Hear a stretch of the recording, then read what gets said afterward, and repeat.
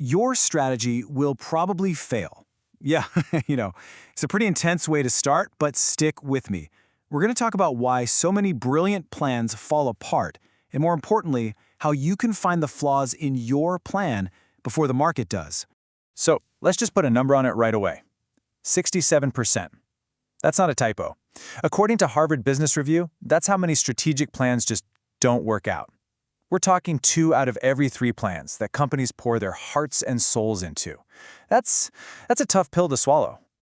And believe it or not, it might actually be worse. You've got heavy hitters like McKinsey and Bain looking at this, and their research, it suggests the failure rate could be as high as 90%. 90. That means failing is basically the default setting. It's the norm, not the exception. So you have to ask, right? How is this even possible? We're talking about some of the smartest, most experienced people on the planet, with access to all the data they could ever want. So why does this keep happening? Well, it's not because they aren't smart. It's something else, something much more human. Yeah, this is where we get into the blind spots of genius. It turns out, success can be its own worst enemy. It's not about people being incompetent. It's about successful organizations building these mental habits, these ways of thinking that, over time, actually make them blind to the next huge threat. Okay, let's talk about Kodak. This is the poster child for this kind of thing. And what's crazy is they weren't blindsided by some new tech. No way. One of their own engineers invented the very first digital camera way back in 1975. They literally invented the technology that would eventually destroy them. So what happened? Well, the consensus inside the company was basically this: digital will never replace film. Think about that. This wasn't just an opinion. It was the company-wide belief that protected their massive, century-old business.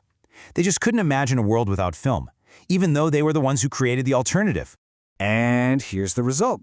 After 130 years of being the name in photography, Kodak filed for bankruptcy in 2012. It's a story that went from unthinkable to totally inevitable, all because of that one giant blind spot. Okay, so you think that's a one-off? Let's talk about Nokia. It's the exact same story, different industry. These guys weren't playing catch-up. They had a working prototype of a full touchscreen smartphone years before the first iPhone ever hit the stage. And what did their own senior management say when they saw this incredible piece of tech? That's not how phones work. Can you believe that? Their idea of what a phone was so fixed, so locked into their past success with plastic buttons that they looked at the future and just couldn't see it.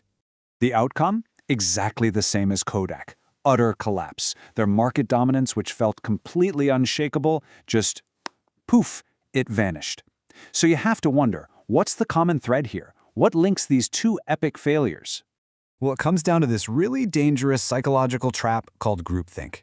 It's what happens when the desire to just agree and get along becomes more powerful than the need to actually dig in and question things. And the scariest part? When you're in it, it doesn't feel wrong. It feels great. It feels like teamwork, like unity. All right, so if that's the poison, what's the antidote? Well, lucky for us, there is one. It's a powerful idea that comes from a world where the stakes are even higher: military intelligence. And it's called red teaming. So what is red teaming? Think of it like a structured, authorized attack on your own plan. You create a red team whose only job, their entire purpose, is to play the role of the enemy. They're there to find every single weakness, every flawed assumption before your real competitors do. And listen, this isn't some hot new business buzzword. This is a battle-hardened strategy. It was born in the Cold War, where the US military used it to think like the Soviets. It was formalized by the Israeli military after they were caught off guard in the Yom Kippur War. It's been institutionalized by the US Army. This thing was forged in places where getting it wrong has life or death consequences. This quote really gets to the heart of it.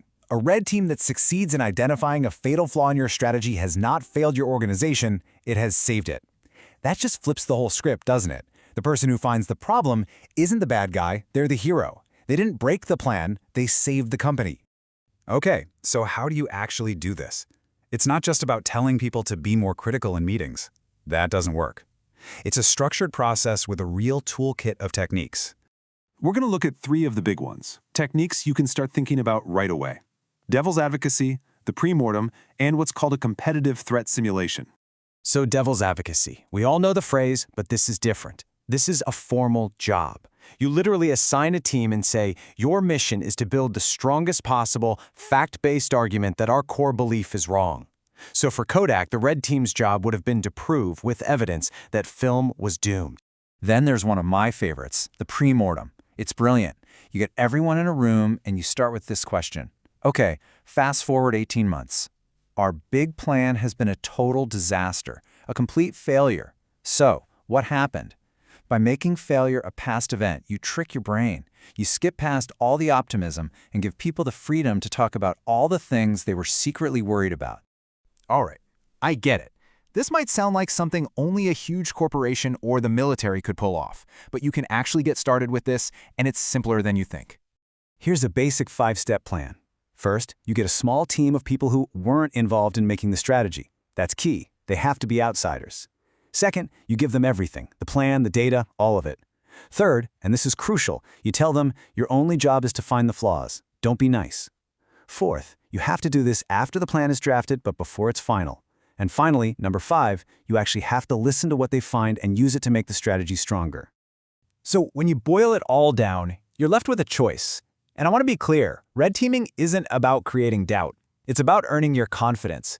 It's the difference between hoping your plan is good and knowing it's solid because it's already survived a fight. And this really lays it out, doesn't it? You have 2 options. Option 1, you find your own flaws. You run the stress tests, you expose the weak spots, and you build real confidence before you launch. Option 2, you let the market find them. That's the default. And that's how you end up in that 60 to 90% failure zone, when reality shows up and punches you in the mouth. So in the end, it really comes down to this one question. Someone is going to find the blind spots in your strategy. That's a guarantee.